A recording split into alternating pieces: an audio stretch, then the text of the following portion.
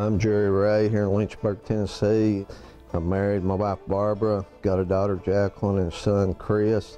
He works at Jack Daniel, helps us part-time. They're on the farm too. Our farm is my granddaddy's farm. He never farmed, my dad never farmed. I just loved it. I don't know where I got it in my genes, but it's something I always wanted to do. Went to UT, when I got out of UT, that's all I've ever done is farm. We started row cropping, 200 or 300 acres, and it's eventually built up. We're farming about 2,000 acres now. And then we got on that 365-day calving schedule, so I just sold all my cows and went to the stocker operation. These calves, when they come in, we let them rest a day before we work them, and we may go 2 or 3 days, whatever fits our schedule. We put in automatic waterers. They got fresh water. The biggest thing I've found out of cattle down this way, they're starved for mineral. And we feed a real good mineral with a lot of rumensin in it, but they will consume more mineral than they will feed for the first 2 or 3 days.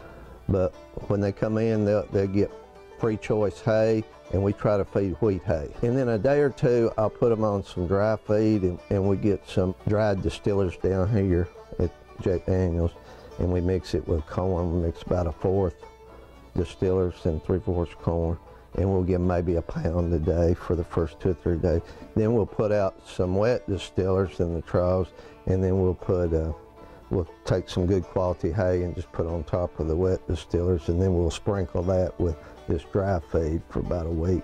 And after about 2 weeks, we're getting them on the wet distillers, and we'll start not feeding no dry feed much, and they'll get on that. And then they stay on that till they're ready to sell. And we try to run about 60 to 70 head to a lot. And if you get much more than that, it's hard to pick out the sick cattle or something. They'll just blend in with the beer. We've tried like 120 to a group, but it's just too big a group to manage. We're castrating with a Newberry knife. We're giving a tetanus shot on the bulls and no tetanus on nothing else. But anyway, when they first come in, we'll put them through the chute, and they'll get we're using influenza nasal, and then we're using a modified live 5-way virus with Pastorella.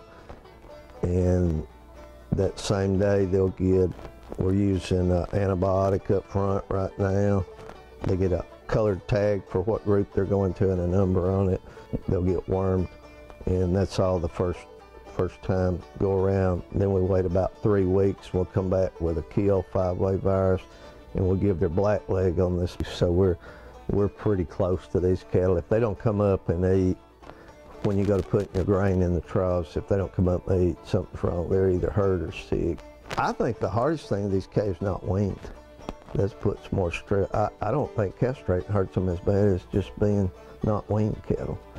And we buy a lot of weaned and back cattle, but they still get all their shots and everything like they hadn't been. And you can tell that some groups will just bawl for 2 or 3 days and walk the fence.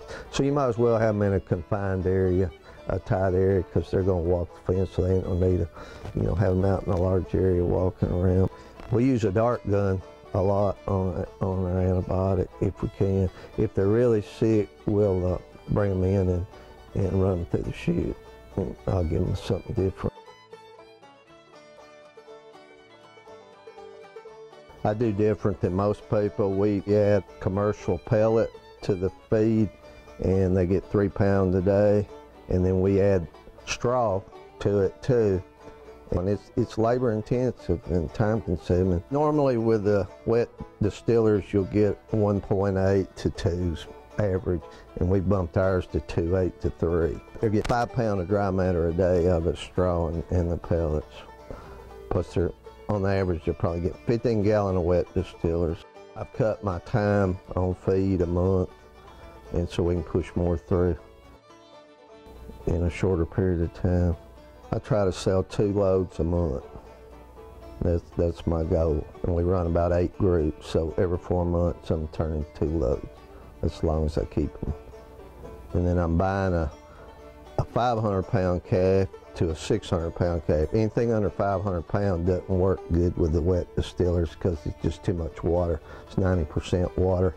Right now the market, the 6 weight calves are about the same price per pound as the 5 weights. So we sort of went down to the lower side right now. Try to buy all steers. Used to feed some heifers. It don't work as good on these heifers. They get too fat. You're gonna have to sell them at about 800 pounds. We try to run these steers to 9 or better because our feed is fairly cheap, so that's my cheapest thing. The more gain I can put on, the better out I come, because all my costs are up front with your medicine and get them started and everything. I have an order buyer, same order buyer that's bought ever since I started. He knows what I want. He'll touch base with me the day before the sale, see how many I want, sort of if I want bulls, or and he'll ask the weight range I want to stay at. We sell these video cattle, so I need to buy, you know, a #1 calf, pretty much, no ear. I usually have a few extra calves in the group, and we'll pull them back to the next month. They may be 50 pounds lighter or something. They just didn't do as good, so they'll go in the next group. It costs about $200 to put on 300 to 400 pound a gain, and that's counting everything. That's feed, labor, pretty much everything you can count. They're sold on their weight on the truck with a 2% shrink. So you might as well give a 2% shrink, because they're going to shrink them on price if you don't do it anyway. And then you were talking about price risk. Well, I've used that some, and the insurance part of it. And I had any probably in the last year. I figure I'm sort of covering myself by buying and selling every month, and I'm not trying to, you know, hit the home run, just get a good average.